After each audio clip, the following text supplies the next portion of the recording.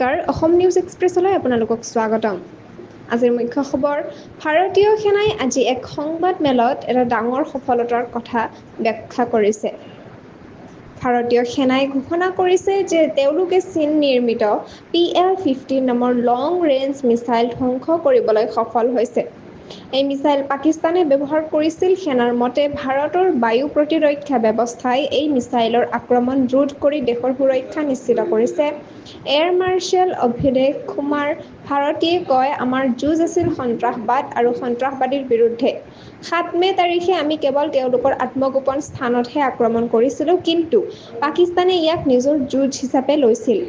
আৰু লগতে তেওঁ মন্তব্য দিয়ে যে অপাৰেচন সিন্দুৰত ভাৰতীয় বায়ুসেনাই আকাশ মিসাইল সিস্টেম পেট্ৰৰাছ SAMS আৰু ল ডিফেন্স গান ব্যৱহাৰ কৰিছিল DGMO লেফটেনেণ্ট জেনেৰেল ৰাজীৱ খায়ে স্পষ্টকৈ কয় আমি সম্পূৰ্ণ প্ৰস্তুত আছিলোঁ বায়ু প্ৰতিৰক্ষা ব্যৱস্থা একেবাৰে অভেদ্য আছিল